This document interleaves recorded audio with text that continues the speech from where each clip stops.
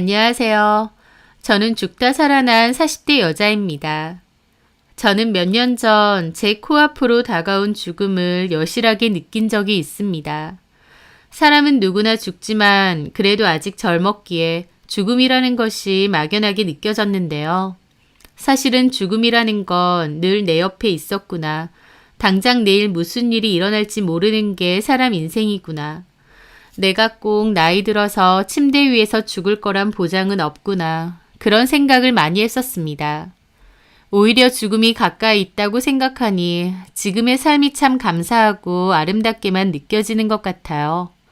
그리고 매일이 마지막 날인 것처럼 마음만은 행복하고 풍요롭게 나 자신을 위해서 살자는 생각도 많이 했습니다. 돈만 쫓아가며 돈돈거리던 돈귀신인 제가 지금은 돈보다 더 중요한 것을 늘 상기하며 살게 되었다고나 할까요? 제가 어떤 이유로 이렇게 마음가짐이 달라지게 되었는지 그 사연에 대해 들려드리려 합니다. 저는 그 남자의 착함이 좋았어요.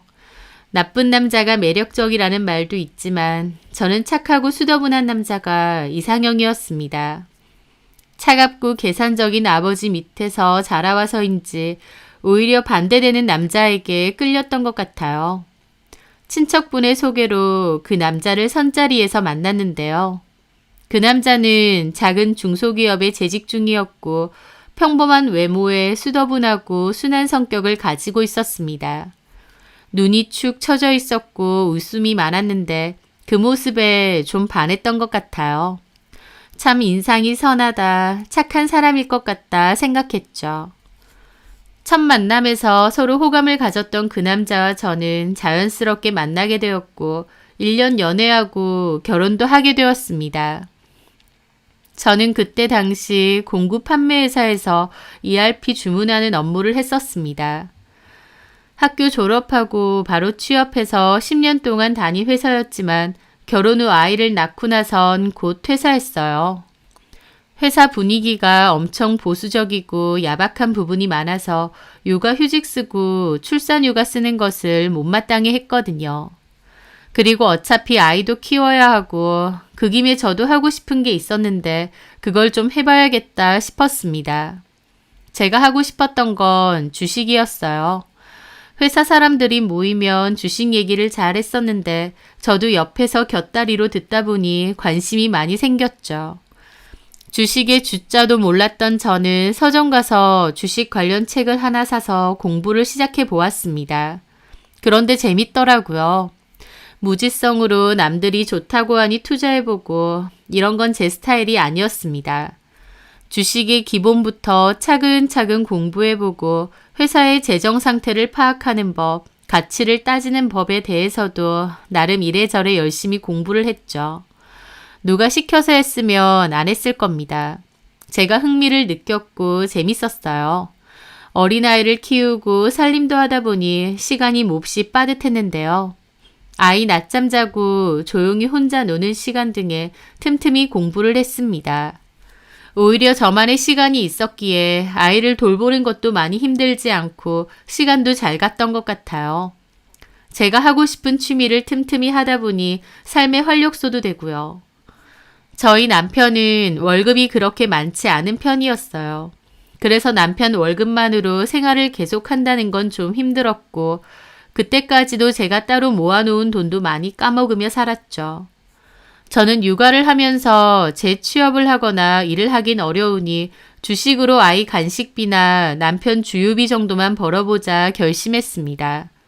저는 충분한 공부도 하고 주식방이나 주식카페도 가입해서 정보 공유도 많이 했어요. 그러면서 제가 갖고 있는 돈으로 주식 투자를 했는데 초반에는 그저 그랬습니다. 크게 잃지도 않았지만 대단히 벌지도 못했죠. 그럼에도 실전 투자를 해본다는 건 재밌더라고요. 그 후로도 틈틈이 공부를 하며 투자를 조금씩 해보았는데 그때는 주식 공부가 너무 재밌고 시간 가는 줄도 몰라서 밖에 나가서 사람도 잘 안 만났던 것 같아요. 남편은 괜히 있는 돈 날린다, 그런 거 하지 마라 말리기도 했지만 생활비는 절대 손 안 댄다. 내가 생각한 마지노선 금액 안으로만 할 테니 걱정 말라고 했습니다. 그러는 과정에서 큰 수익을 볼 때도 있었고 제법 많은 돈을 벌 때도 있었습니다.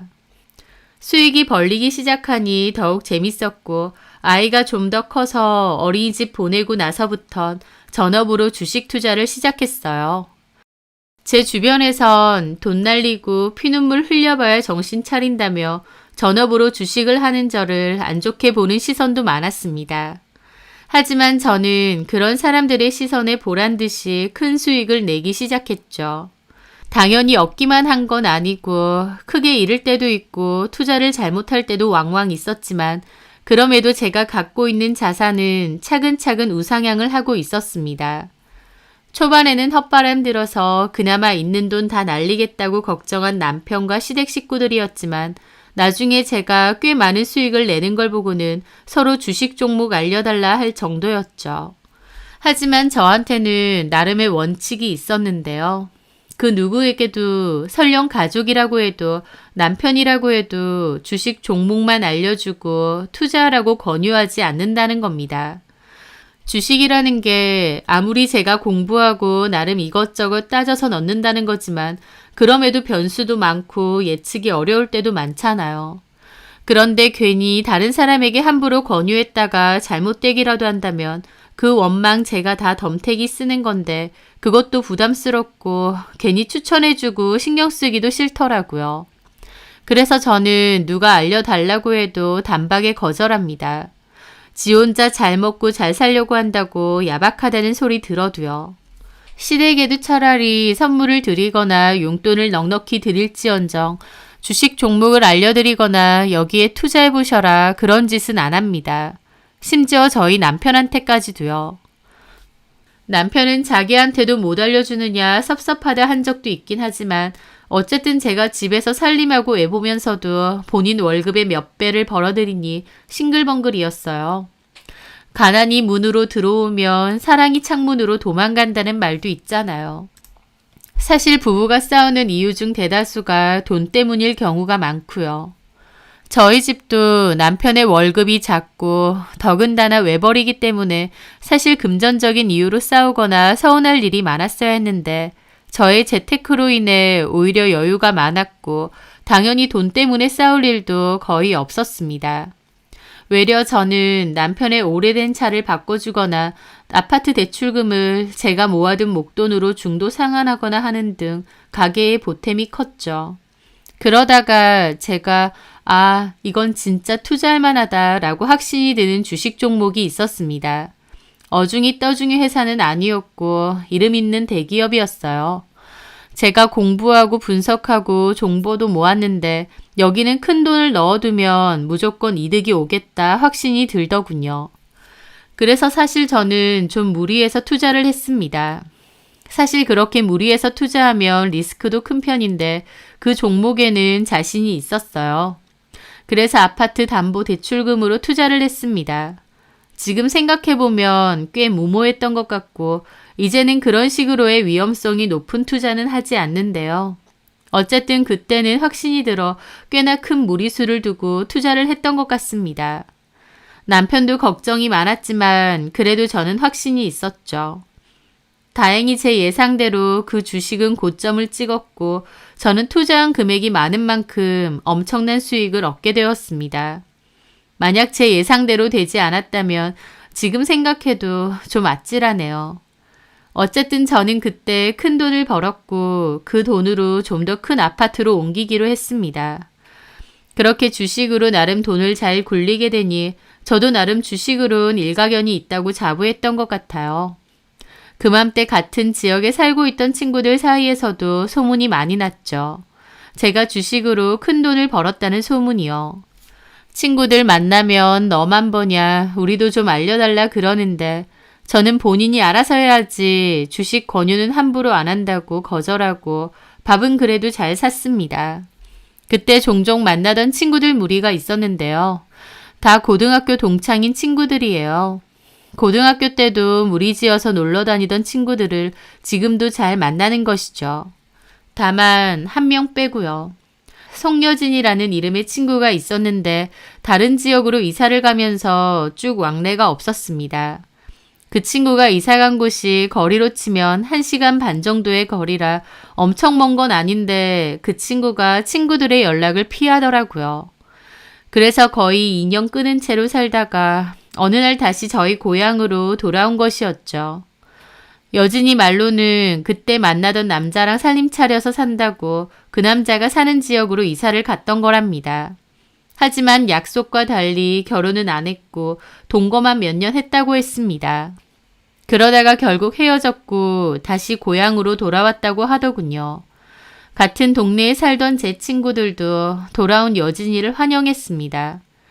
여진이는 혼자 살면서 동네에 있는 소아과 원무과에서 일을 한다고 했죠. 그 친구가 사는 빌라가 저희 아파트하고도 가까웠어요. 그래서 저랑도 오며 가며 자주 보게 되었습니다. 오히려 고등학교 다닐 땐 같은 무리였어도 따로 친하진 않았는데 이렇게 다시 만나고 나니 더 자주 보게 되고 친해지게 되더라고요. 그렇게 저는 여진이와 둘이서 볼 때도 있고 여진이가 저희 집에 놀러 올 때도 있었습니다. 가족들과 다 같이 본 적도 몇 차례 있었고요. 오며 가며 서로 친하게 잘 지냈죠. 그러던 어느 날 저는 건강검진 결과를 듣기 위해 병원을 찾았습니다. 국가검진이 있어서 위 내시경을 받았는데 조직검사를 해봐야 된다고 하더군요. 그리고 조직검사 결과를 들으러 다시 내원하라고 했죠. 하지만 저는 그때까진 큰 생각은 없었습니다. 왜냐면 그 전에 검진할 때도 조직검사 해봐야 된다고 해서 했는데 하고 나니 별거 아니었거든요. 그래서 이번에도 그때처럼 별거 아니겠지 생각했죠. 그런데 이번에 그 병원을 갔더니 위암으로 보인다고 하더군요. 저는 너무 큰 충격을 받았어요. 게다가 꽤 진행이 많이 된 것으로 보인다는 겁니다. 진료 결과를 듣고 저는 너무 큰 충격을 받았어요. 원래도 위가 좋은 편은 아니었습니다. 속이 쓰릴 때가 자주 있었고 한동안은 소화불량을 겪기도 했죠. 그런데 그게 위암의 증상일 줄은 몰랐어요. 저는 너무 큰 충격을 받았습니다. 내가 암에 걸렸다니, 게다가 진행도 상당한 상태라니 너무 충격이었죠. 나에게 시간이 얼마 남지 않았을 수도 있다는 게 처음엔 너무 기가 막히고 받아들이기 힘들더라고요. 이제야 주식으로 돈도 좀 벌고 여유롭게 누리면서 살 수 있게 되었는데 하늘도 무심하다 싶었습니다. 저는 사는 곳이 지방이다 보니 서울의 큰 병원으로 검진을 다시 예약했습니다. 예약을 겨우 잡았고 그동안 내내 마음이 착잡하고 많은 생각이 들었죠. 저는 집에 가서 남편에게 그 얘기를 전했고 남편도 몹시 놀랐습니다. 다른 건 다 떠나서 우리 딸 선아는 어떻게 하느냐, 엄마 손길 필요한데 내가 먼저 떠나면 어떻게 하느냐 눈물을 흘렸죠. 남편도 그럴 일 없을 거라며 부둥켜 안고 같이 눈물을 흘렸습니다.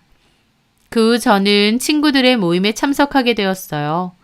대학병원에서 다시 검진을 받고 확실시 되기 전까진 티를 안 내려고 했는데 그날 이런저런 얘기를 하다가 저도 모르게 제 암 진단 얘기도 하게 되었습니다.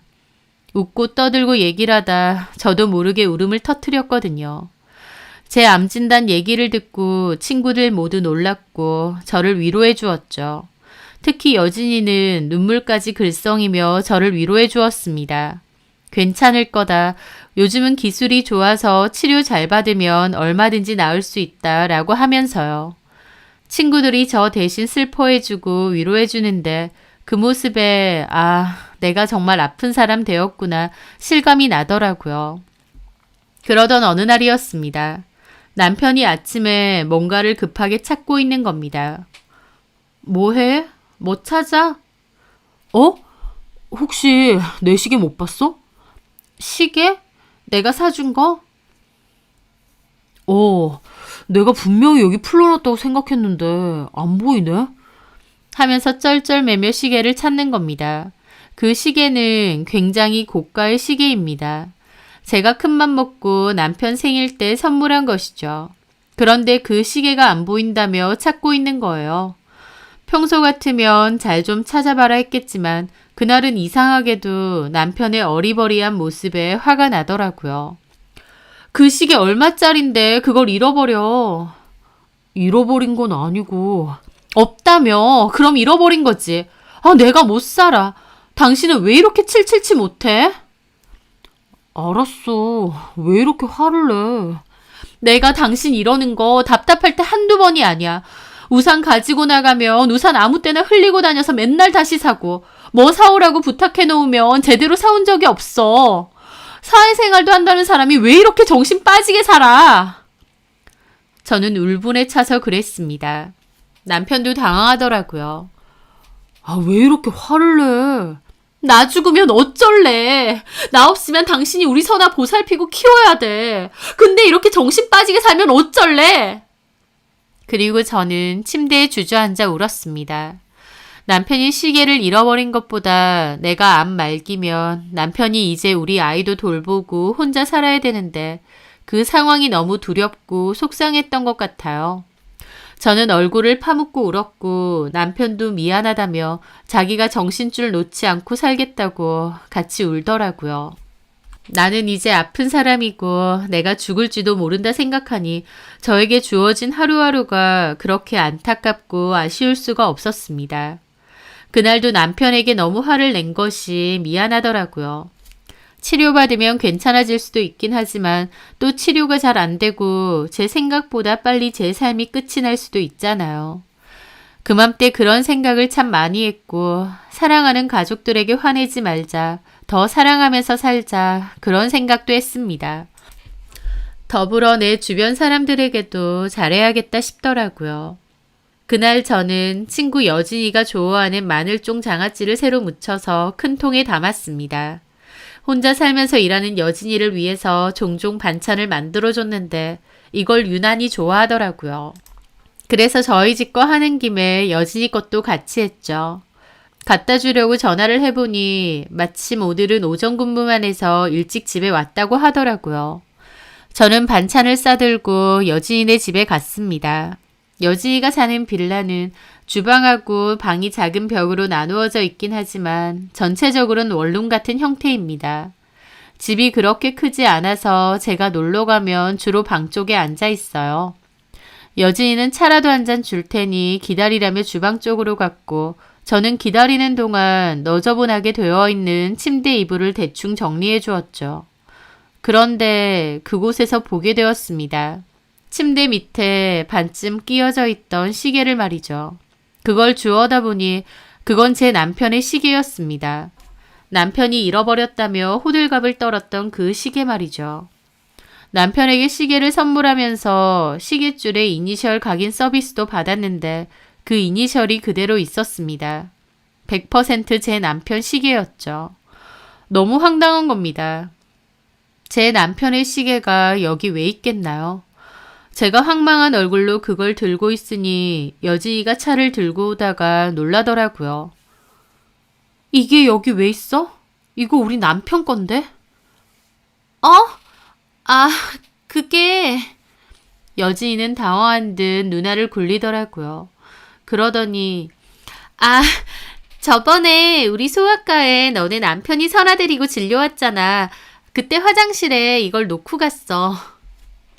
화장실에 시계를 풀고 갔다고? 손 씻으면서 놓고 갔나 봐. 화장실에서 내가 발견했지. 딱 보니까 너네 남편 거 같더라고. 네가 전에 남편 생일이라고 비싼 시계 하나 사준다고 했잖아. 라는데 솔직히 너무 말도 안 되고 누가 봐도 거짓말 같더라고요. 하지만 여진이는 병원에서 주운 거라고 박박 우겼고 저도 할 말이 없어졌습니다. 그래서 일단 알겠다고 이건 내가 돌려주겠다고 했습니다. 그 친구랑 저는 삽시간에 어색해졌고 저는 차만 대충 마시고 가볼 데가 있다며 일어났죠. 여진이네 집을 벗어나면서도 너무 찝찝하고 기분이 영 그렇더라고요. 그날 밤 저는 남편의 폰을 몰래 들고 나왔습니다. 그리고 통화 녹음 파일 목록으로 제일 먼저 들어갔어요. 남편은 평소에도 잔실수가 많고 어리버리한 부분이 많았는데요. 회사 업무할 때도 개인 폰으로 통화하는 일이 잦은데 거래처와 서로 말이 달라서 곤란한 일을 겪는 적이 많다고 하더라고요. 그래서 제가 모든 통화 내역이 녹음되게 해두라고 설정을 해주었습니다. 문제가 생기면 녹음을 다시 들어보면 되니까요. 그게 바로 생각이 났기에 통화 녹음 목록에 들어갔던 거죠. 만약 여진이랑 그렇고 그런 사이라면 통화 내역이 있을 테니까요. 그런데 아니나 다를까 그날 바로 몇 시간 전에도 여진이와의 통화를 한 내역이 있더군요. 저는 이어폰을 꽂아 바로 들어보았죠. 자기야, 큰일 났어. 혜신이가 오늘 우리 집 왔거든. 근데 침대 밑에서 자기 시계를 발견했어. 어? 그게 거기 있었어? 아니 자기는 시계를 왜 그런 데 놔둬. 잘 때 불편하니까 풀렀는데 어쩐지 안 보이더라. 나도 요새 청소를 안 해서 자기 시계가 여기 있는지 몰랐어. 하여튼 그거 혜신이가 봤다고. 아, 미치겠네. 뭐라고 했어? 적당히 둘러댔어. 당신이 선아 진료 보는 것 때문에 우리 병원 왔었잖아. 그때 화장실에서 놓고 갔다고. 잘했어. 믿는 눈치야? 글쎄, 혜신이 걔가 얼마나 의심이 많은 앤데. 그래도 일단은 그렇게 둘러댔으니까 나도 그렇게 말할게. 눈치챘으면 어쩌지? 눈치챘으면 뭐 어쩔 수 없지. 이혼하자고 하지 않겠어? 이혼하면 안 되지. 여진이 어차피 암이고 진행도 많이 된 상태라며. 그 정도 상태면 치료 받아봤자 그렇게 길게 남은 것도 아니라며. 뭐 병원에선 그렇게 말했는데. 그러니까 절대 이혼하면 안 되지, 바보야. 지금 집도 혜신이 명의라며. 맞아. 이 집으로 이사하면서 혜신이 명의로 했어. 혜신이 돈이 거의 들어갔으니까. 절대 들키면 안 되고 무조건 잡았대. 그리고 당분간은 우리 만나지 말자. 당분간? 얼마나? 자기 보고 싶은데. 나도 그래. 근데 한동안은 조심해야 돼. 나랑 카톡 나눈 것도 싹 지워. 알았지? 알았어. 블랙박스도 지우고. 자기 만날 땐 블랙박스 코드 빼잖아. 걱정 마. 여튼 혜신이 죽고 나면 그 재산도 다 당신 거고 혜신이 보험금도 받을 거 아니야. 암 진단금도 그렇고. 가만 기다리면 다 우리 거 되는데 허튼 짓 하지 말자. 알겠어. 자기 말대로 할게. 보고 싶어도 좀 참아. 자기도. 그 전화를 듣는데 사지가 떨려왔습니다. 도대체 언제부터 남편과 제 친구가 이렇게 붙어 먹었는지도 모르겠고 어리숙한 척하는 두 인간들한테 내가 철저히 배신당하고 기만당하고 있었구나 싶었죠. 나는 죽게 되면 우리 남편 혼자 잘 살 수 있을까, 아이 키우면서 야무지게 잘 살 수 있을까 수많은 걱정을 했는데 정작 이 인간은 저 죽는 날만 기다리고 있었던 겁니다. 제 재산과 보험금 홀라당 먹고 제 친구랑 합치려고요. 이게 사람인가 싶었어요. 차라리 대놓고 나쁜 놈인 것도 아니고 그토록 제 앞에선 순한 척, 착한 척, 저밖에 모르는 바보인 척 했는데 어떻게 이렇게 뒤통수를 때리나요? 게다가 친구도 마찬가지입니다. 혼자 살면서 밥도 잘 안 챙겨 먹을까 싶어 반찬 날라주고 집 필요할 때 돈 빌려주고 서로 힘든 얘기 주고받으며 마음도 나눴다고 생각했는데 어떻게 이렇게 친구를 배신할 수 있는지. 제가 암 진단을 받았다고 했을 때 그 두 인간들이 제 앞에서 흘렸던 눈물을 떠올리니까 구역질이 치밀어 오르더군요. 제 암 진단이 사실은 얼마나 기회라고 생각했을까요? 얼마나 잘 됐다고 생각했을까요? 제가 갖고 있는 돈, 제 보험금, 그거 눈독 들이면서 얼마나 행복했을까요? 이럴 수는 없다 생각하며 소리 죽여 절규했습니다. 저는 그날 아이의 방에 누워 뜬 눈으로 밤을 지샜습니다. 하염없이 눈물만 나더라고요. 내가 뭘 그렇게 잘못했기에 암에도 걸리고 남편과 친구까지 나를 배신할까? 내가 그렇게 잘못 살아왔을까라는 생각을 밤새 했던 것 같습니다. 다음 날 남편은 출근을 했고 저는 이 일을 어떻게 해야 할까 고민했어요. 마음 같아선 당장 남편에게 알리고 이혼 서류를 남편 면상에 던지고 싶었습니다. 하지만 한편으론 아이도 걱정되고 이래저래 걸리는 문제도 많았어요. 남편을 믿을 수 없게 되었으니 내가 만약 치료를 시작하거나 가장 나쁜 경우에 시한부 선고를 받게 되면 아이는 어떻게 해야 할지 고민해 봐야겠더라고요. 그래서 저는 당장은 남편에게 내가 외도 사실을 안다는 것을 티내지 않았습니다.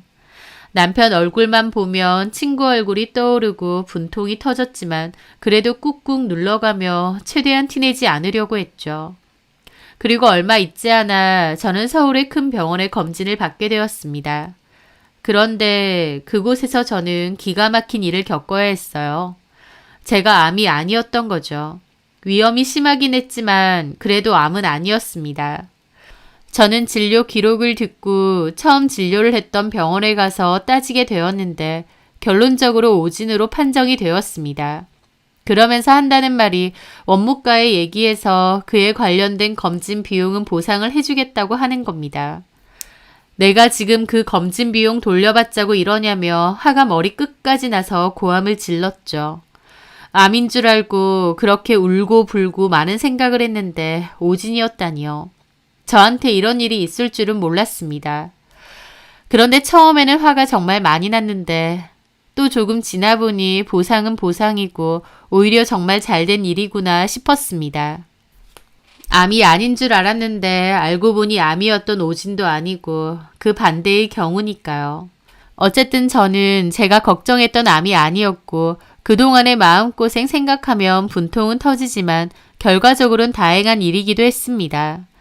그리고 더불어 남편과 제 친구에 대한 생각도 달라졌습니다.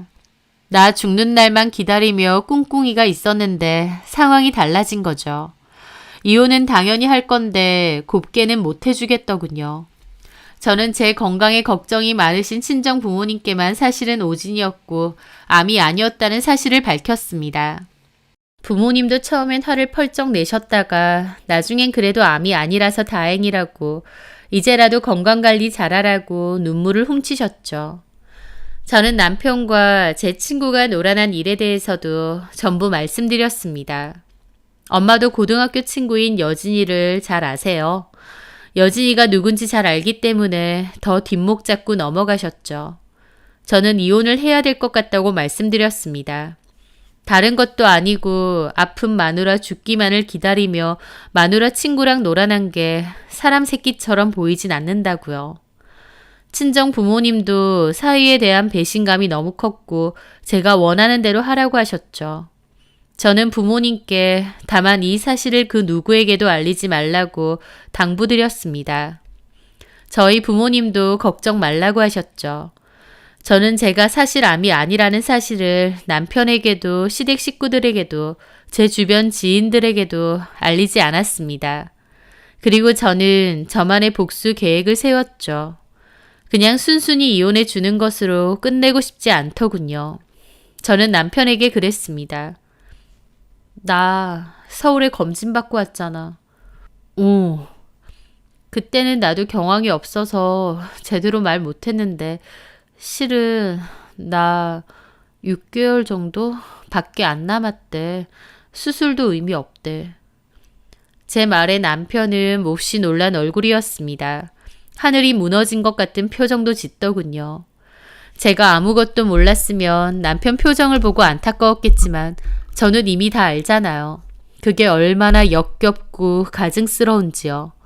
그 뻔뻔한 낯짝을 후려 갈기고 싶은 걸 꾹꾹 참았죠. 그래서 그동안은 가족들하고 못다한 시간도 보내고 조금씩 정리를 하려고 하거든. 그렇지. 다른 것보다 우리 선아가 가장 걸려. 저 어린 것이 엄마 없이 괜찮을까 싶기도 하고. 그리고 당신도 걸려. 우리 선아 엄마한테 맡기고 당신은 새 출발해도 돼. 무슨 소리야. 새 출발이라니. 그게 지금 할 소리야? 내가 선아 놔두고 당신 놔두고 무슨 새 출발하는데. 와, 이 남자가 이렇게 연기를 잘했나 싶더군요. 그전까진 수더분하고 어수룩한 인간인 줄 알았는데 안면 바꾸고 연기하는 게 보통이 아닌 겁니다. 내가 여태까지 알고 살았던 남자는 누구였나 싶을 정도였죠. 당신이 혼자서 선아를 키우겠다고? 그럼 내 자식인데. 회사 다니면서 어떻게 선아를 키워? 쉬운 일이 아니지. 낮에는 원에 보내고 또 엄마 아빠한테 부탁해서 조금 돌봐달라고 하고 그래야지. 어머님, 아버님한테 그냥 돌봐달라 할 수도 없고. 그래도 도와주시겠지. 선아 키우려면 돈 많이 들 거야. 그래서 내가 생각을 한 게 있는데, 뭔데? 나 요즘은 주식 그냥 소소하게 하잖아. 예전처럼 그렇게 무리하게 하는 건 아닌 것 같기도 해서. 그렇지. 근데 진짜 좋은 종목이 하나 있거든. 내가 전에 집 담보대출로 투자했던 거 기억나지? 그랬지. 그걸로 큰 돈 벌고 이 집 산 거잖아. 맞아. 근데 이게 그것만큼 정말 확실한 정보거든. 제 말에 남편 눈이 반짝이더군요. 그래? 알지? 나 아무리 가족이라도 투자 종목 안 알려주는 거.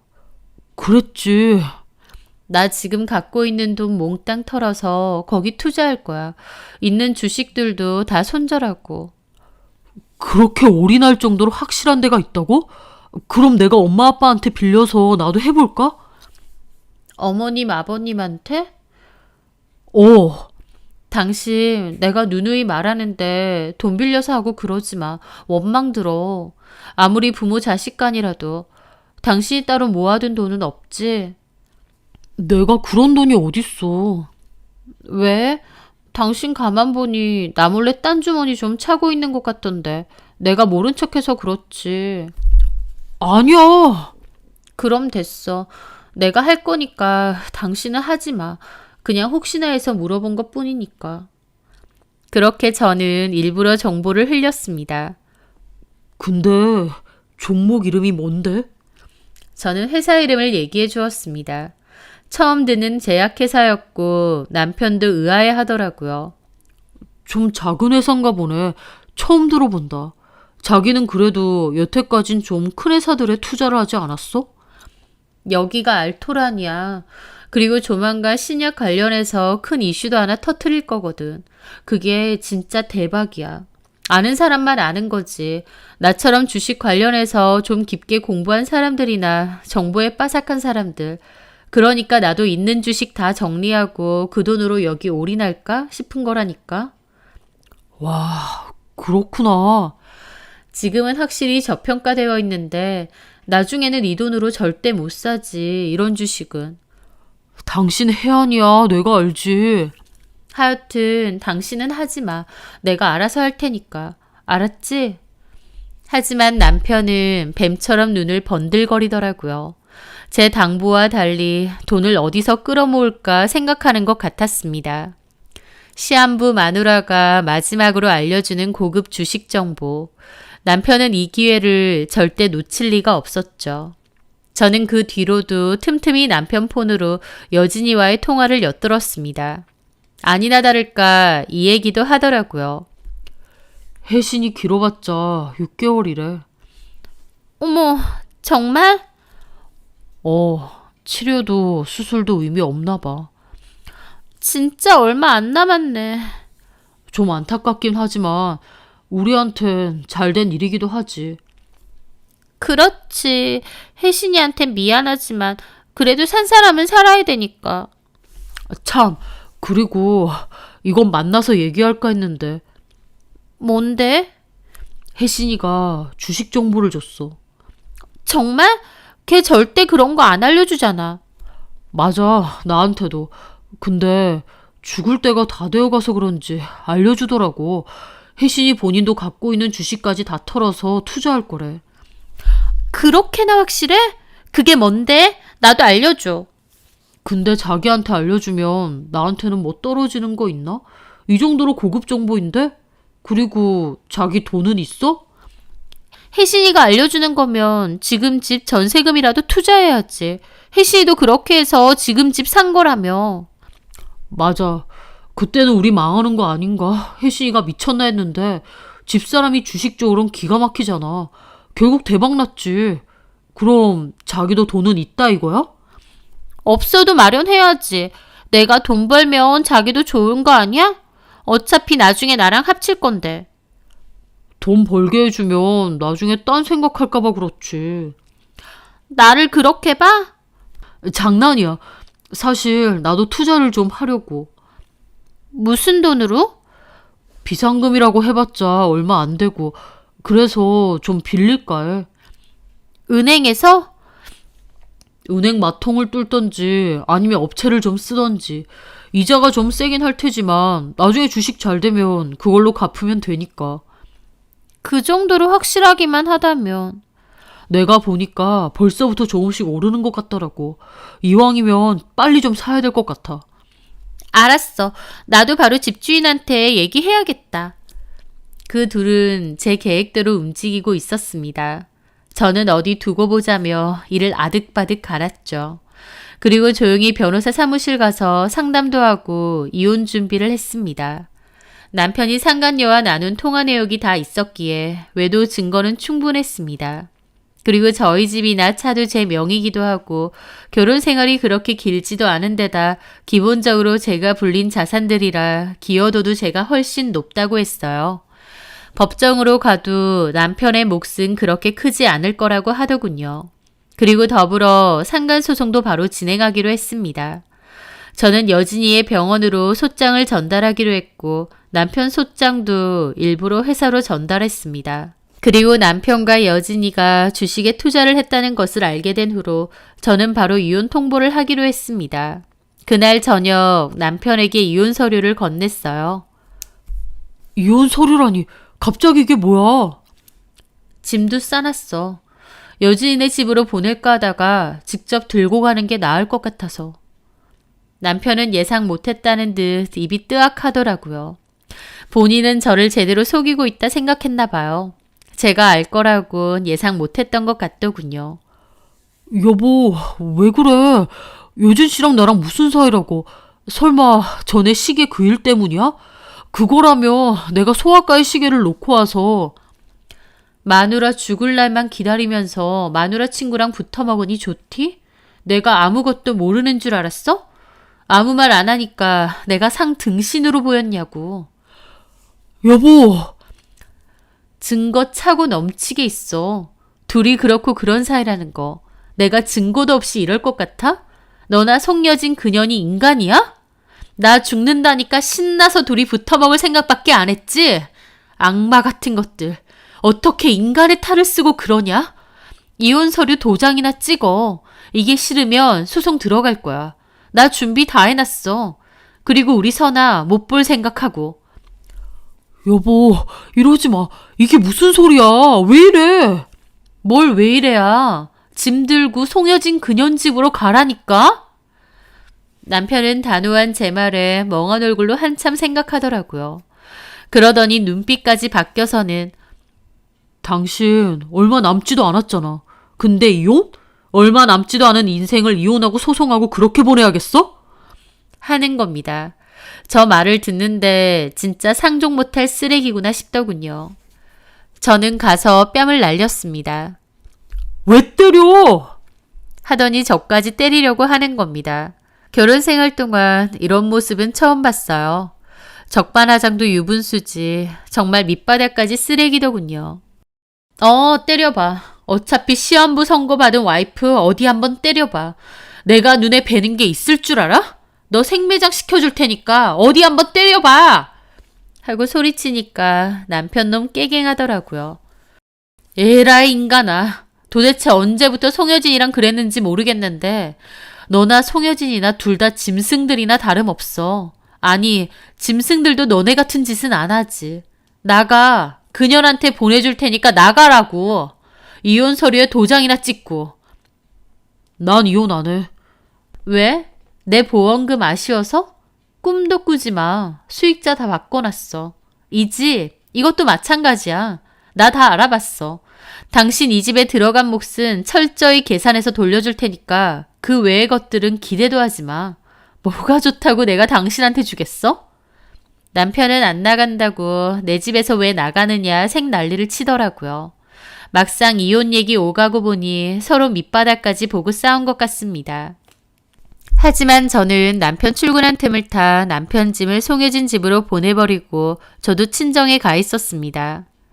남편도 저희 부모님은 무서웠던지 친정까지 찾아오지는 않더라고요. 저의 이런 일들은 친구들 사이에서도 금방 소문이 났어요.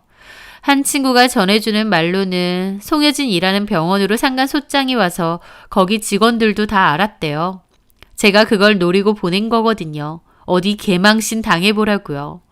작은 동네 병원인데 그런 소장을 받았으니 직원들도 다 손가락질 했나 보더군요. 남편 회사에도 보냈는데 남편 놈은 약삭 빠르게 소장 따로 챙겨서 회사에는 안 들킨 모양인 것 같았고요. 소장 받고 나서 전화해서 미안하네 어쩌네 눈물즙 짜면 어쩌나 했는데 아니었습니다. 그것들 전화 한 통 없더군요. 그렇게 저는 본격적인 이혼소송, 상간소송 시작했고 자기들은 그런 적 없네, 억울하네, 어쩌네 답변서도 보냈더라고요. 그렇게 소송이 이어지던 도중에 저는 아주 배꼽 빠질 만한 웃긴 얘기를 들었습니다. 제가 추천했던 그 종목이요. 남편이 대출받아서 투자하고 송여진은 본인 살던 집 전세 빼고 월세로 바꾸면서까지 전세금을 몽땅 투자했던 그 종목. 그 종목이 조금 오르는가 싶더니 바로 곤두박질 쳤거든요. 곤두박질도 그냥 곤두박질이 아니고 거의 휴지 조각 수준으로요. 네, 저는 미래가 상당히 암담한 주식을 찾아 헤맸습니다. 그것들이 혹할 만한 그래프를 가진 주식으로요. 그리고 은근하게 남편에게 추천을 한 거죠. 저도 투자했다고 하니까 남편 놈이랑 소녀진도 신나서 없는 돈까지 끌어모아 투자를 했는데 그 주식이 완전 휴지 조각 된 거였습니다.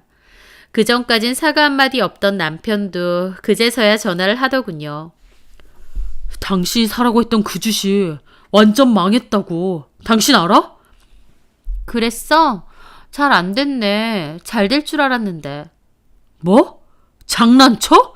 그거 확실하다며. 나 그것 때문에 대출까지 받았는데. 내가 남의 돈 빌려 살 생각 말라고 했잖아.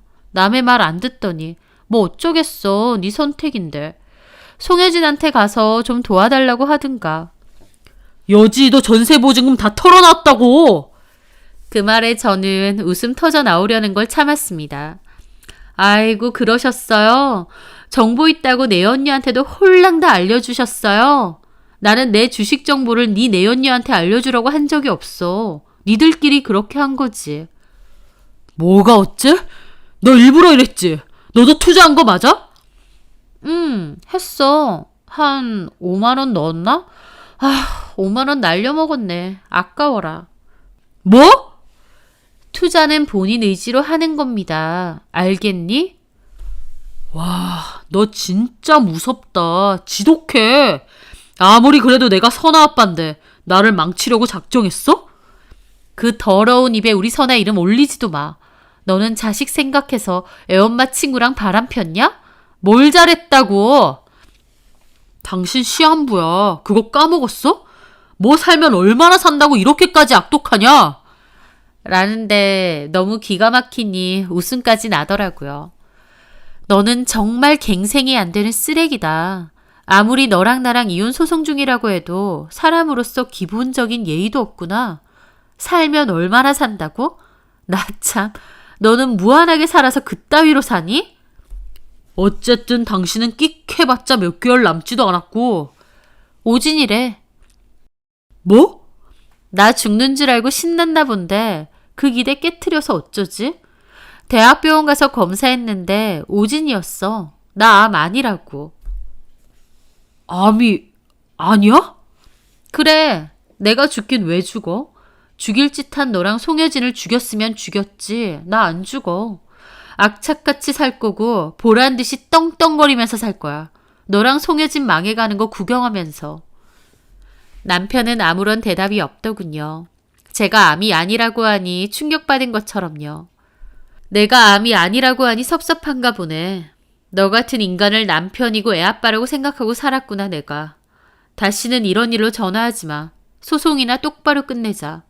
너란 인간 우연으로라도 안 보고 살고 싶다. 그게 마지막 통화였습니다. 그 후 이혼에 관한 모든 얘기는 변호사를 통해서만 주고받았고 개인적인 통화는 하지 않았어요. 그럼에도 소식은 건너 들었는데요. 남편도 큰 돈을 빌렸는데 제대로 갚지를 못하니 회사에까지 추심이 들어온 모양이었습니다. 결국 시댁에서 여기저기 돈 끌어다가 겨우 그 돈 막아주었다고 하더라고요. 게다가 송여진도 그나마 있는 재산이었던 전세 보증금으로 투자했는데 돈 다 날리고 소아과에도 소문이 나서 그만뒀대요. 비교적 소문이 덜 난 멀리 떨어진 타 지역의 병원에 겨우 취업해서 다니고 있다고 하더군요. 게다가 송여진이 제 남편 말만 듣고 투자한 거다 보니 제 남편에 대한 원망이 엄청나대요. 너 때문에 망했다면서요. 제 남편도 송여진 때문에 이혼당했다고 왜 가만히 있는 자기를 꼬셔서 이 사달이 나느냐며 둘의 사이가 완전 틀어졌다고 했습니다. 그 전까진 남편이 송여진 집에 얹혀 살았나 본데 그 집에서도 나오고 더럽게 헤어진 것 같더군요. 친구에게서 후일담을 전해듣는데 자기들끼리 손잡고 폭망하는 것 같아서 어찌나 고소하던지요. 오랜 다툼 끝에 이혼 소송도 마무리되었고 위자료도 받고 끝을 내게 되었어요. 집은 남편 몫의 지분만 떼어주고 제 것으로 인정을 받았는데 금매로 팔아버리고 친정 근처에 다른 집을 얻어서 살고 있습니다. 전 남편은 그때 일을 뼈저리게 후회한다며 미안하다는 장문의 문자도 보냈는데 몽땅 스팸 처리해버렸습니다. 전 남편은 저에게 쓸모없는 쓰레기나 스팸, 그 이상도 이하도 아니거든요. 저는 주식 투자를 다시 하고 있고 주식 공부 관련 클래스도 운영하고 있습니다. 오진이었지만 암 선고 진단받고 죽음을 늘 떠올리며 살았던 지난 날이 떠오르네요. 그때 참 후회되는 게 많았습니다. 그 중에서 가장 후회되는 일이라면 나를 위하고 나를 보살펴고 아껴주지 않은 것이 가장 컸죠. 늘 돈돈거리고 잠자는 시간까지 아껴가며 주식 투자에 열을 올렸으니까요. 그래서 지금은 예전처럼 무리한 투자도 하지 않고 안정적인 수준에서만 자금 운용을 하고 있고요. 또 아이와도 부모님과도 시간을 많이 보내려고 합니다. 또 그전까진 소홀했던 제 건강에도 부쩍 신경 쓰고 있어요. 운동도 하고 식사 습관도 조금씩 바꾸고 명상도 하면서요. 참 황당한 일을 겪었지만 그 일을 겪음으로 제 인생에 가장 필요 없는 어쩌면 저를 갉아먹고 있을지도 모르는 인간들을 쳐내게 되었습니다. 또 저도 제 삶의 소중함을 깨닫게 되었으니 좋은 점도 분명 있었던 것 같네요. 앞으로도 저에게 주어진 삶에 감사하며 그렇게 하루하루 살아가려 합니다. 오늘의 사연 재밌게 들으셨다면 좋아요와 구독 부탁드리겠습니다. 감사합니다.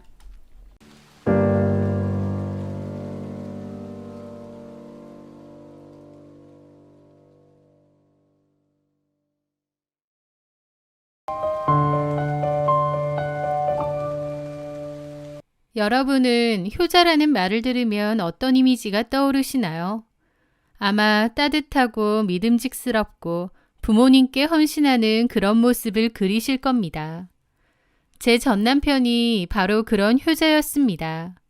시어머니는 좀 괴팍한 성격이었는데 그런 시어머니를 가장 가까이서 챙기고 맞춰주는 착한 아들. 동네 어른들 모두가 칭찬하는 완벽한 효자들이 바로 제 남편이었죠. 하지만 저는 이제 압니다.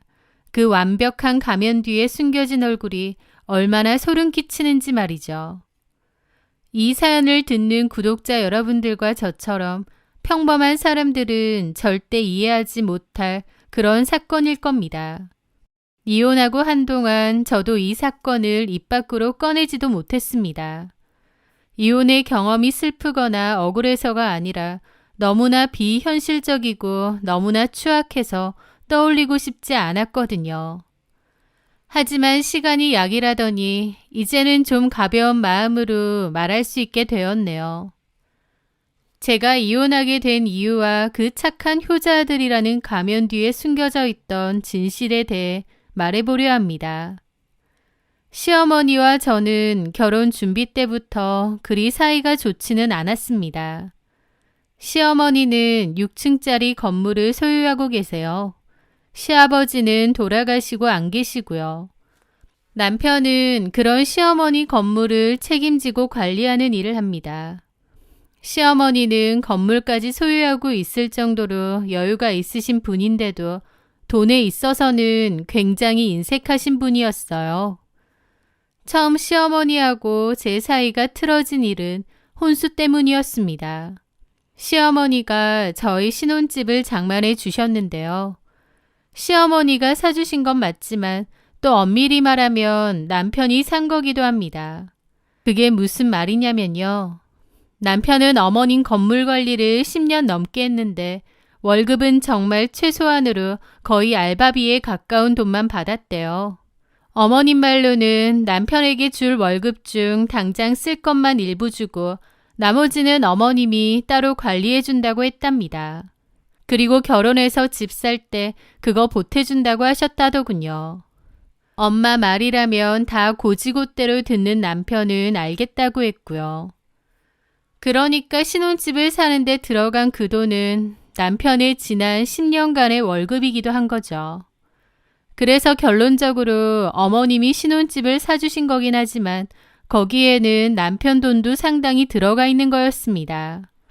그런데도 어머님은 저에게 그렇게 말씀하시지 않고 내가 집을 해주는 거니 고맙게 생각하고 그에 걸맞는 삐까뻔쩍한 혼수품을 해와라, 예단도 해오라고 요구를 하셨어요. 어쨌든 남편이 집을 해오는 거니 저도 당연히 혼수는 제가 할 생각이었고 저희 엄마랑 이것저것 알아보러 다녔죠. 그렇게 저희 살림에 꼭 맞는 혼수품으로 준비를 하려고 하는데 어머님은 당신이 원하는 대로 해오라고 하시는 거예요. 그러면서 혼수 품목록까지 주셨는데 어머님이 주신 품목 자체가 엄청 고가의 제품인데다 가구는 너무 앤틱하고 올드한 디자인이 많아서 제 취향도 전혀 아니었습니다. 저는 어머님께 좋게 말씀드렸어요. 남편과 제가 살 집이니 저희가 알아서 준비하고 싶다고요. 그랬더니 어머님은 저보고 날로 결혼하려는 거냐며 도둑놈 심보라는 소리까지 하셨죠. 그러면서 당신이 집까지 해주는데 혼수 같은 것도 적당히 싼 걸로 대충 하려고 하느냐며 왜 우리가 손해보는 장사를 하냐며 생난리를 부리시는 거예요. 아들 결혼이 장사인가요? 그리고 제가 준비하기로 한 혼수도 어머님 말씀대로 그렇게 싸구려도 아니었고 백화점이나 전문 가구 매장에서 구매하려고 했던 것들이었습니다. 어머님 본인이 생각한 예상과 디자인에 안 맞는다고 저한테 뭐라고 하시는 것뿐이었죠. 게다가 당신에게는 모피코트랑 명품 가방까지 해오라고 하시는 거예요. 어머님 평소에 그런 거 입고 다니시지도 않고 명품 가방 들고 다니는 년들은 머리에 똥만 찾느냐는 소리까지 하실 정도로 그런 거에 관심 없다고도 하셨습니다. 그런데 막상 아들 결혼시키려고 하니 본전 찾아야겠다 싶어 그런 거 다 내놓으라고 하신 거죠. 그 일로 어머님과 제 사이에는 트러블이 생겼고 저는 진지하게 이 결혼을 엎어야 되나 싶기도 했습니다. 그런데 남편이 어머님을 설득한다고 했고 저랑 못 헤어진다고 붙잡았어요. 저도 그땐 남편이 너무 좋았기에 당사자들의 문제가 아니라 시어머니의 문제로 헤어지고 싶지 않았습니다. 지금 돌이켜보면 결혼에 있어서 정말 중요한 부분이었는데도 그때는 철딱서니 없게 몰랐던 거죠. 하여튼 남편이 어머님께 잘 얘기한 것 같고 그 후 다행히 어머님이 요구했던 혼수품과 예물 이야기는 들어갔습니다. 그리고 결혼 준비를 다시 시작했는데 이미 시작부터 어머님과 제 사이는 좋지 못했던 거죠. 어머님은 제가 당신의 착한 아들 꼬드기는 여우 같은 년이라고 생각하셨으니까요. 그렇게 결혼을 했으니 결혼 생활 내내 시댁 식구들과 트러블이 많았죠. 특히 엄청 얄미운 성격의 시누이가 있었는데 어머님 옆에 딱 달라붙어서 어머님 편들고 저 괴롭히는데 한통속이었습니다. 저를 거의 왕따시키듯 했죠. 저는 시어머니와 시누이 때문에 결혼 초창기부터 빠르게 지쳐갔고 결혼 잘못했구나 느끼기도 했어요. 하지만 이미 선택한 결혼이고 남편과 제 사이에는 뚜렷한 문제가 없었기에 그냥 저냥 참고 지냈습니다. 시어머니와 신우 때문에 부글부글하면 혼자 삭히고 눌러가면서요. 그러던 어느 날이었습니다. 결혼한 지도 한 4년 정도 지났을 때인데 남편이 뜬금없이 그러는 거예요. 여보, 아무래도 우리가 엄마 모셔야 할 것 같아. 갑작스러운 말에 들고 있던 숟가락을 떨어뜨릴 뻔했습니다. 뭔 소리야? 갑자기 무슨... 그리고 어머님도 혼자 사시는 게 편하다고 하셨잖아. 그랬는데 요즘은 혼자 지내니 적적하다는 소리도 자주 하시고 예진이도 결혼하고 집 나갔다 보니 더 외로우신가 봐. 자꾸 혼자 지내는 게 무섭고 싫다는 소리를 하시네. 어머님도 나 그렇게 편하지 않으시잖아. 나도 마찬가지고. 엄마랑 잘 좀 지낼 수 없어? 그 말에 저는 발끈했죠. 이렇게 지내는 게 나 때문이야? 어머님하고 아가씨가 한 통속으로 나 따돌리는데. 뭘 따돌려 우리 엄마가. 당신은 안 겪으니까 모르겠지. 하여튼 같이 사는 거 나는 안 될 것 같아. 그리고 그거 당신 생각이잖아. 그런데 남편은 제 거절에도 우물쭈물 하더라고요. 실은 엄마가 대놓고 물어보셨어. 뭘? 같이 사는 게 어떻겠냐고. 왜 그러신데? 나 좋아하지도 않으시면서. 어쨌든 나는 싫어. 그럼 엄마한테 뭐라 그래? 당신이 알아서 잘 말해. 내가 그런 것까지 일일이 다 떠먹여줘야 돼? 하여튼 나는 분명히 말했어. 어머님하고 같이 못 살아. 살 거면 당신 혼자 어머님 모시고 살아. 엄마한테 뭐라고 하냐고. 나라고 뭐 마냥 좋은 줄 알아? 근데 거절할 말이 없잖아. 라면서 툴툴거리더라고요. 저는 그때 깨달았습니다. 남편에게 효심이란 어머니를 위하는 진정한 마음이 아니었습니다. 남편은 어머님 밑에서 일을 하고 있었기에 필연적으로 어머님 비위를 좀 맞추고 살 수밖에 없었어요. 진짜 어머님을 위하고 자식으로 마음을 다하는 게 아니라 그저 어머님 기분 상하지 않게 비위를 맞추는 것뿐이었죠. 사실 남편도 자기 엄마지만 어머님을 그렇게 편하게 생각하지 않고 또 어머님에게 내심 불만도 많아 보였습니다. 아무리 부모 자식 간이라고 해도 10년 넘게 같이 일을 하다 보니 부딪히는 부분도 많았던 것 같아요. 게다가 어머님 성격이 불같으신데 만만한 남편한테 화도 잘 내시고요. 남편 입장에선 묵묵히 그런 걸 다 받아들이다 보니 속으로는 쌓인 게 좀 많은 것 같기도 했습니다. 그러니까 한마디로 어머님과 합가하자는 거 남편도 진심으로 원하는 것도 아니었어요. 그저 어머님이 원하시니 저한테 그 내용을 전달하는 것 뿐이었죠. 어쨌든 저는 끝까지 싫다고 했는데요. 남편이 그 말을 어머님께 전한 것 같았습니다. 며칠 후 시어머니가 직접 저희 집으로 찾아오셨어요. 저도 회사 퇴근하고 집으로 와 있는데 집에 오고 5분도 안 돼서 어머님이 오신 거죠. 어머니, 갑자기 어쩐 일로 오셨어요? 그런데 어머님은 제가 묻자마자 갑자기 제 머리채를 잡고 흔드는 겁니다. 진작에 제 머리채 잡으러 저희 집에 오신 거죠. 두피가 뽑혀 나갈 것 같은 고통과 함께 속수무책으로 바닥에 내동댕이 쳐졌습니다. 아픈 것도 아픈데 이 상황이 뭔지 기가 막히더라고요. 이게 어디서 지 마음대로 굴어? 너 내 말이 개똥같이 들리냐? 내 아들이 네 서방인 줄만 알지? 같이 살자는데 단박에 거절했다며? 야, 이 싸가지 없는 년아. 이 집이 누구 건데? 이 집 내 거야. 그런데 네가 뭔데? 그따위로 굴 거면 내 아들이랑 이혼하고 나가. 이 집에서 나가. 나는 여기서 살 테니까. 그러시는 겁니다. 저는 기가 막히기도 하고 그 상황이 너무 무서워서 눈물까지 나더라고요. 때마침 남편이 들어왔고 흥분한 어머님을 뜯어 말렸습니다. 저는 그 일로 이혼까지 생각했는데 남편이 사과하고 싹싹 빌어서 참았습니다. 어머님한테 머리채 잡히고 내동댕이까지 쳐졌기 때문에 그때부턴 시어머니 생각만 해도 치 떨리고 너무 싫더라고요. 저는 그 후로 시댁에 안 간다고 했고 남편도 자기 혼자만 시댁에 갔습니다.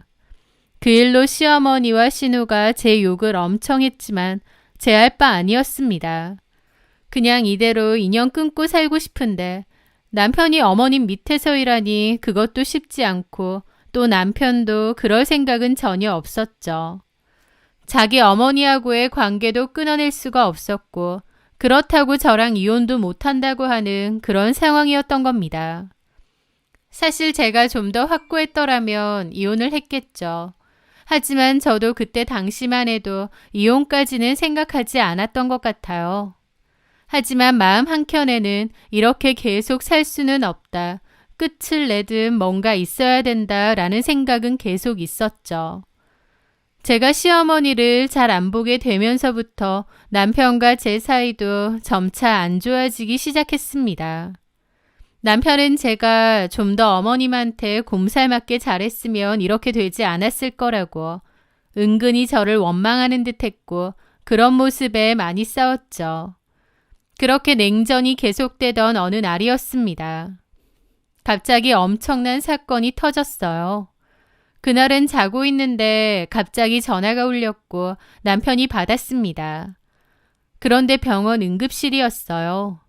어머님이 집에 쳐들어온 괴한에게 두들겨 맞고 병원 응급실에 실려가셨다는 거예요. 저도 자다가 갑자기 깨서 너무 놀랐죠. 무슨 일이야? 큰일 났어. 엄마 집에 강도가 들었대. 지금 엄마 병원 응급실이래. 뭐라고? 강도? 어머님은 괜찮으신 거야? 나도 몰라. 빨리 옷 입고 가보자. 저는 남편의 말에 너무 놀라 심장이 막 뛰더라고요. 급하게 옷을 꿰어입고 병원으로 한달음에 달려갔습니다. 응급실 앞에 도착하니 신우가 이미 와 있었죠. 울면서요. 어머님을 기다리며 남편은 머리까지 쥐어뜯으며 안절부절 못하더라고요. 다행히 어머님은 좀 다치시긴 했지만 생명의 위협까지 될 정도는 아니었습니다. 잠시 후 저희는 병실로 옮겨진 시어머니를 마주할 수 있었습니다. 어머님의 모습은 처참했어요. 넋이 나가 있었고 머리와 손에는 붕대가 감겨져 있었죠. 게다가 시어머니는 너무 큰 충격을 받아 말도 제대로 못하고 그저 텅 빈 눈으로 천장만 바라보고 계셨습니다. 경찰의 말에 따르면 집에 침입한 강도가 몽둥이를 들고 들어왔대요. 시어머니는 안 자고 있었고 목이 말라서 나가셨다가 금고를 열려고 하던 강도와 딱 맞닥뜨렸다고 했습니다. 놀라서 방으로 들어가 곧바로 신고를 했는데 강도가 따라 들어와 시어머니의 머리를 때렸다고 했습니다. 다행히 시어머니가 이미 112를 누른 상태에서 일어난 일이었고 강도는 경찰이 올 것을 예상해 도망친 모양이었어요. 금고를 털려다 실패한 금고털이범 강도 같다고 했습니다. 하지만 단순 강도인지 아니면 원한에 의한 범행인지 조사를 해야 했어요. 시어머니는 쉰 목소리로 평소 돈 문제로 자신을 협박하던 채무자가 한 명 있다면서 그 사람이 의심된다고 했습니다. 전에 어머님 건물에 있던 세입자였고 어머님하고 잘 지냈었는데 나중에 상과 관련 문제 및 돈 문제가 생겨서 점포 빼서 나갔다고 했어요. 그 뒤로 돈 때문에 서로 내용 증명 보내고 다툼이 있었다고 했습니다. 시어머니는 그 사람이 이렇게 한 게 아닌가 의심하더라고요. 경찰은 시어머니의 진술을 토대로 수사를 진행하겠다고 했습니다. 강도 사건이라니 이런 건 TV에서나 봤지 실제로는 처음 겪었다 보니 너무 어안이 벙벙하고 무섭더라고요. 무엇보다 당사자인 시어머니가 충격이 너무 큰 듯 했습니다. 다행히 빠른 신고를 했고 그걸 눈치챈 강도가 일찌감치 도망간 모양인데 어머님이 신고를 좀 늦게 했더라면 어떤 일이 있었을지 아찔하더라고요. 저는 병실에서 시어머니를 간호했습니다. 미운 감정이 없는 것은 아니었지만 어쨌든 너무 큰 일을 당하셨고 사람 목숨보다 중요한 것은 없잖아요. 저를 미워하고 괴롭힌 시어머니기 전에 나이 드신 분인데 이런 일을 당했다 생각하니 좀 안쓰러운 마음도 있었고요. 하여튼 그렇게 경찰 수사가 진행됐고 저는 병실에 틈틈이 와서 어머님을 간호했습니다. 그런데 저는 그맘때 남편의 행동이 좀 이상하다는 생각이 들었어요. 엄마가 그런 일을 당했는데 슬퍼하고 분노하기보다는 뭔가에 쫓기는 듯 불안해하고 초조해하는 게 보였거든요. 경찰이 어머님의 진술에 따라 그 채무자를 조사하고 있었는데 당연히 그 사람은 자기는 이런 일과 무관하다고 했다더군요. 하지만 남편은 그 남자가 평소에도 어머님을 위협했고 협박하고 원래도 성질이 좋지 않은 사람이라면서 좀 더 면밀하게 조사를 해달라면서 막 부추기는 느낌도 들었습니다. 마치 경찰이 더 이상 다른 가능성은 파고들지 않기를 바라는 사람처럼요.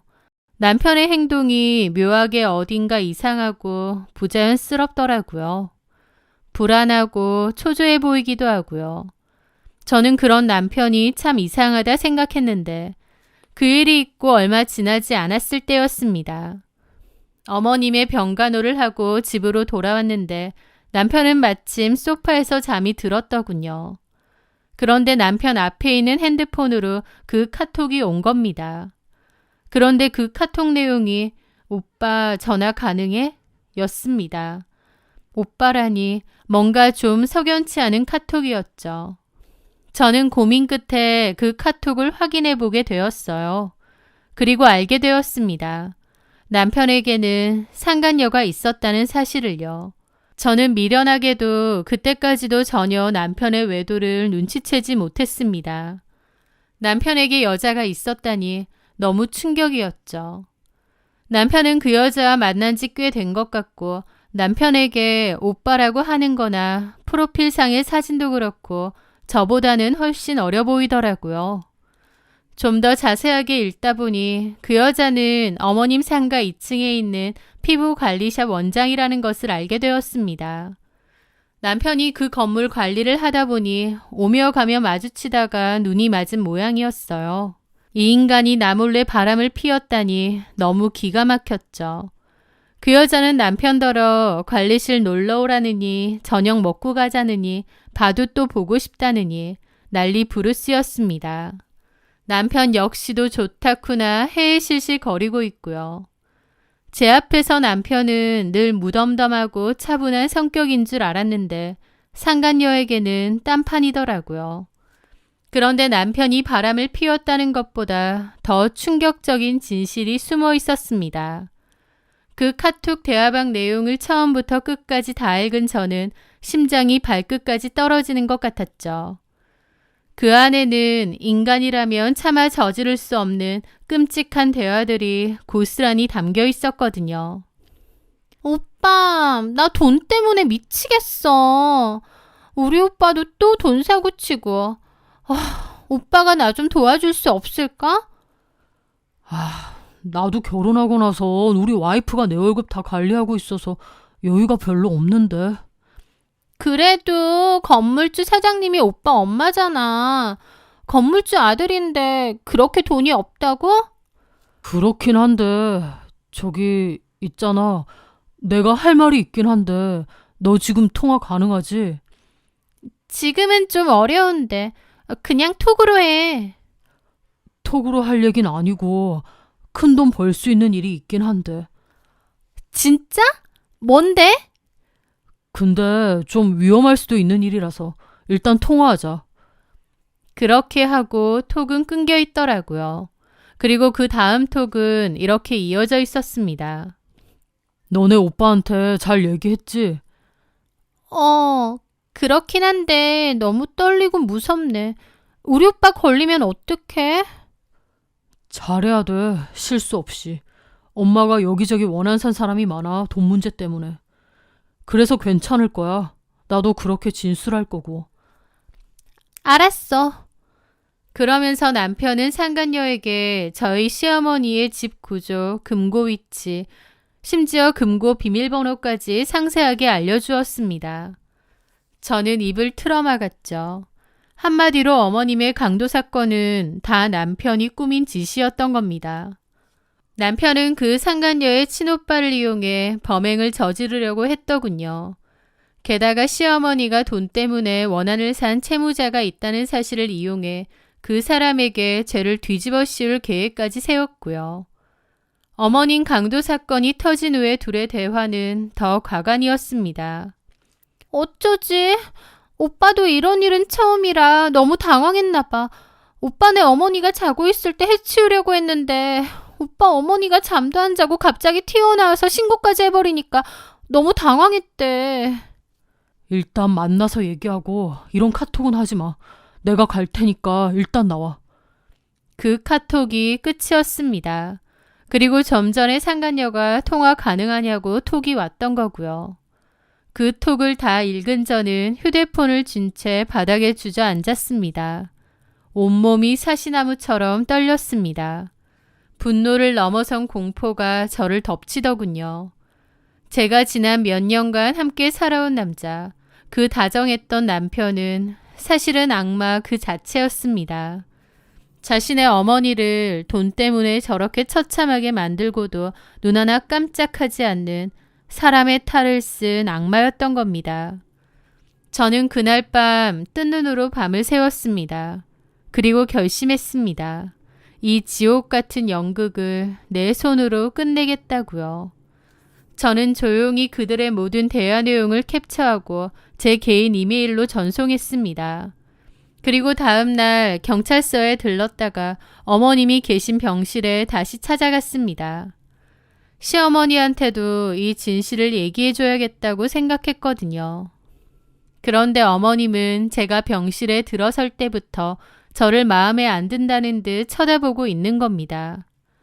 시어머니 죽을 고비 넘기니까 그제야 며느리 노릇 좀 하는 거니? 아들, 딸 다 놔두고 어머님 간병해 주는 게 저밖에 없는데도 저렇게 말하시더라고요. 저는 어처구니가 없어서 일단 아무 말 안 했죠. 그런데 내가 결국 이렇게 된 것도 따지고 보면 다 네 탓이다. 네? 그게 왜 제 탓이에요? 내가 합가하자고 했지? 합가하자고 했는데 네가 싫다고 해서 내가 혼자 살다가 이런 봉변을 당한 거 아니야. 집에 사람 복닥복닥하니 많았어 봐라. 아들내미라도 떡하니 집 지키고 있었어 보라고. 그럼 내가 이런 일을 당했겠니? 노인네 혼자 산다고 소문나니 이런 일을 당한 거지. 어머니, 이런 일 당한 것도 제 책임이라 그 말씀이세요? 그래, 늙은 시어머니 혼자 살게 냅두니까 이런 일도 겪는 거다. 너 아쉽지? 콱 죽어버렸어야 되는데 내가 멀쩡해서. 어머님 말씀이 너무 지나치시네요. 그리고 지금 이 순간에도 어머님 간병하러 오는 거 저밖에 없는 건 모르세요? 소 잃고 외양간 고치면 뭐해. 진작 합가했으면 이런 일도 없었지. 저는 도저히 못 참겠더라고요. 바로 가방 챙겼습니다. 저 그냥 가겠습니다. 그래, 가라. 너 가는데 내가 해준 집에서도 그냥 짐 싸들고 나가. 네? 내가 아무리 생각해도 괘씸해. 내 아들 살라고 해준 집이지 너 살라고 해준 집도 아니야. 내가 내 돈으로 집 사줬는데 그 집에 가지도 못하고 혼자 살다가 이런 봉변을 다 당했잖아. 저는 코웃음 치며 말했습니다. 어머니, 제발 정신 좀 차리세요. 저 지금 어디 갔다 온 줄 아세요? 네가 어딜 갔다 왔는데? 경찰서 갔다 왔어요. 어머님 그렇게 만든 건 어머님이 지목했던 그 채무자 아니에요. 그 말에 어머님 눈이 휘둥그레졌죠. 그럼 너는 누가 범인인지 안다는 거니? 네, 알아요. 그래서 경찰서 갔다 왔다니까요. 그게 누군데? 그때 남편이 병실에 들어왔습니다. 저는 코웃음 치며 말했죠. 저기 있네요. 어머님 강도 사건의 범인. 그 말에 찬물이라도 끼얹은 것처럼 조용해지더라고요. 너 지금 뭐라고 했어? 저기 있잖아요. 이 사건을 일으킨 사람, 어머님 아들이요. 제 말에 어머님은 미쳤느냐고 어디서 그딴 소리를 하면서 내 아들과 나를 이간질시키느냐 고함을 질렀고 남편은 얼굴이 시뻘개져서는 제 팔을 잡았습니다. 따라 나오라면서요. 저는 놓으라고 했고 그러면서 실랑이가 벌어졌어요. 그런데 그 순간이었습니다. 병실 안으로 사복경찰 2명이 들어왔죠. 강주환 씨 되시죠? 강도상해 및 살인 교사 혐의로 긴급 체포합니다. 그 말에 어머님도 기함하고 남편도 얼굴이 새파랗게 질리더라고요. 무슨 소리예요? 뭔가 오해가 있나 본데. 나 아니에요. 증거 다 있습니다. 강주환 씨가 내연녀 박세미 씨와 박세미 씨의 오빠를 이용해서 어머니 살인교사를 하셨죠. 아니라니까요? 무슨 말도 안 되는 소리야. 남편은 버둥거렸고 다 오해라고 소리를 질렀습니다. 그 모든 걸 지켜보던 어머님이 입이 떡 벌어져서 보고 있다가 다급하게 소리치더라고요. 그게 무슨 소리예요? 내 아들을 왜 잡아가? 좀 더 면밀하게 조사를 해야겠지만 지금으로선 차복자 씨 사건의 주요 용의자가 아드님인 강주환 씨예요. 뭐라고요? 일단 서로 가서 얘기하시죠.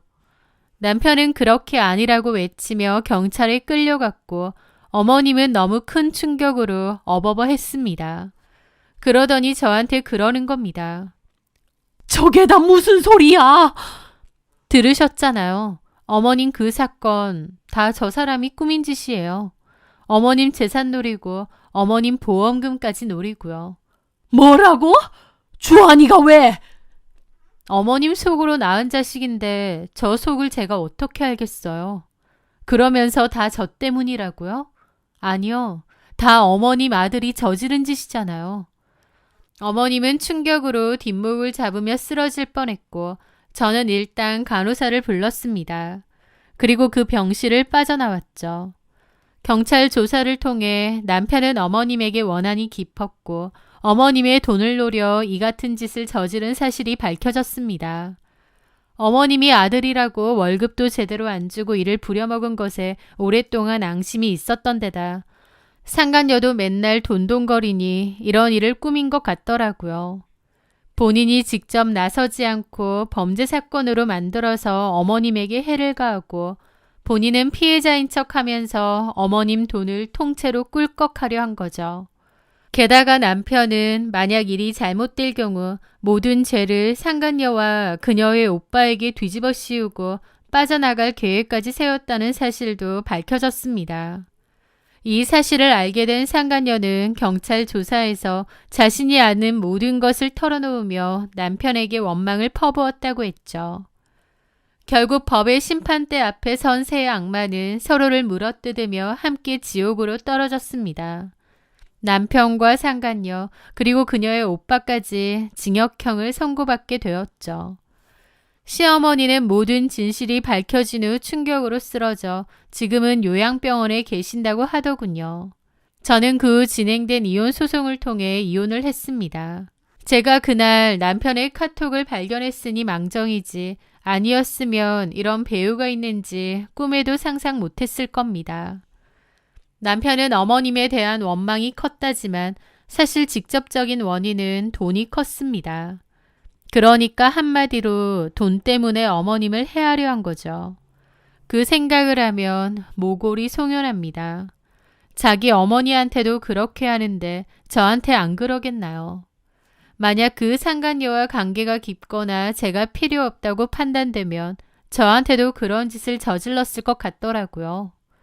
겉으로는 그렇게 착해 보이고 점잖아 보이는 사람이었는데 사실은 속에 무시무시한 칼날을 숨기고 있었다는 게 오싹합니다. 결혼해서 살면서 그런 인간인지 전혀 눈치 못 챘다는 것도 무섭고요. 사람이 제일 무섭다는 말은 이럴 때 쓰는 거구나 싶더라고요. 그렇게 이혼 후 저는 한동안은 정신이 피폐했지만 시간이 지나면서 많이 괜찮아졌습니다. 제 지난 결혼 생활은 정말 악몽 같았어요. 사이가 좋지 않고 갈등이 있었던 시어머니와 신우, 그리고 마지막에 그 엄청난 사건까지. 저는 앞으로 재혼 생각일랑 꿈에도 하지 않고 살아가려 합니다. 많이 좋아졌긴 하지만 아직도 그때 일을 생각하면 오싹하기도 하고 또 사람을 믿는 게 어려울 것 같거든요. 이런 제 마음의 상처는 두고두고 천천히 회복해야겠죠. 제 사연 들어주셔서 감사합니다.